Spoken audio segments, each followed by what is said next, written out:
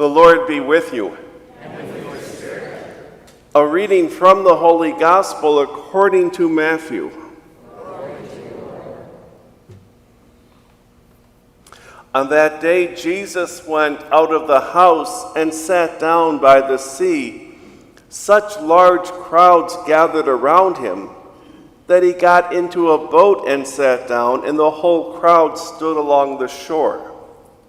And he spoke to them at length in parables, saying, A sower went out to sow, and as he sowed, some seed fell on the path, and birds came and ate it up. Some fell on rocky ground, where it had little soil. It sprang up at once because the soil was not deep, and when the sun rose, it was scorched and withered for lack of roots. Some seed fell among thorns, and the thorns grew up and choked it. But some seed fell on rich soil and produced fruit 100 or 60 or 30-fold. Whoever has ears ought to hear. The disciples approached and said, Why do you speak to them in parables? He said to them, This is why I speak to them in parables, because they look but do not see, and hear but do not listen or understand. Isaiah's prophecy is fulfilled in them, which says, You shall indeed hear but not understand. You shall indeed look but never see. Gross is the heart of this people. They will hardly hear with their ears. They have closed their eyes, lest they see with their eyes, and hear with their ears, and understand with their hearts, and be converted, and I heal them.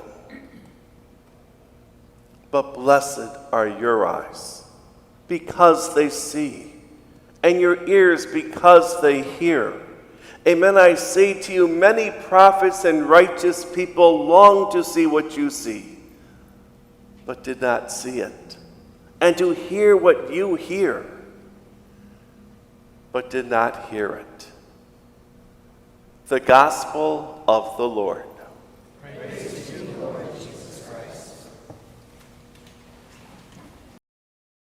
The parable of the sower. Sorry. It's just that we've heard it so many times before, and we know it so well.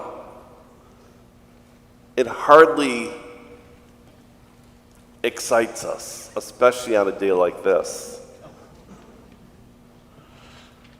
And pardon the very bad pun, but it doesn't really seem to offer new soil for either the homilist or the assembly.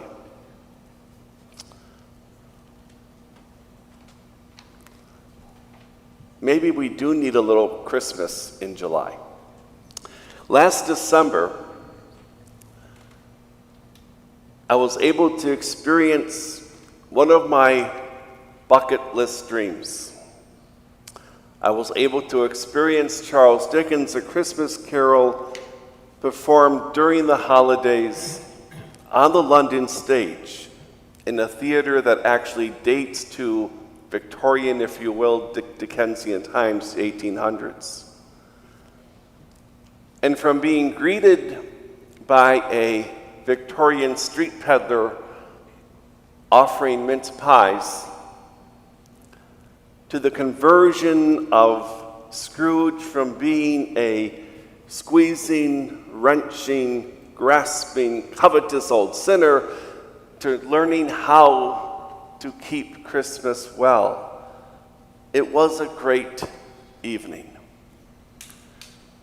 It was not the straightforward presentation that I would have liked, but it was very faithful to Dickens's intent. the director put an interesting spin on it, because in this presentation, Scrooge's difficulty with being converted is because he's convinced he's doing the right thing. And so he's really confused by what these ghostly visitors are telling him. After all, are we not supposed to live simply and avoid extravagance? Is not debt something to be avoided? Is not being in debt the gateway to even worse vices? Is he not actually helping people by being so hard and tough on them when they get in debt? Should not hard work be praised and folly and frivolity be avoided? Having eyes but not being able to see, and ears that not hear, Scrooge struggles as to why the spirits are calling him to change. And all the while, the words of his nephew Fred capture him so well. When Fred says of his uncle, "I refuse to hate him. In fact, I pity him because his wealth is of no use to him. He doesn't use it to make others happy. He doesn't even use it to make himself happy." Scrooge needs to realize, and does come to realize, a humanizing sense of joy and of his need for community. His need to be open to being vulnerable to both the joy and the sorrows of being in relationship with others. And as I left the theater that night, I recall that Dickens had his frustrations with the Church of England and really all of organized religion. Well, join the club. But Dickens was even less impressed by those who would reform the reform, by the Puritans and their descendants who tried to make Christianity into a dour, drab cult where it's all about work and seriousness, and there is no place for joy, laughter, extravagance, or frivolity.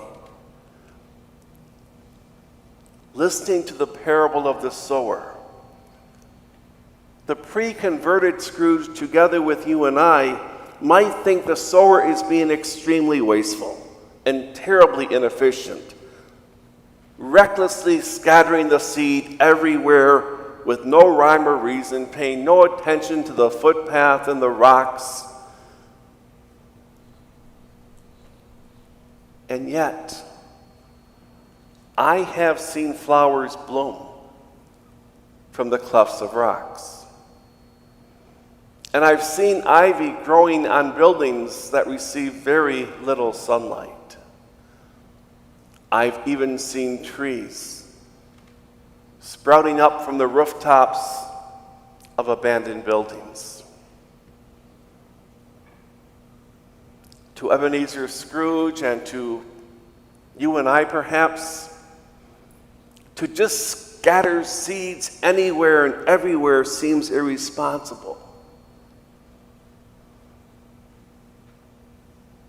But to the God of abundance, the God who is rich in grace and mercy and love and forgiveness, it is precisely the best way to go about it.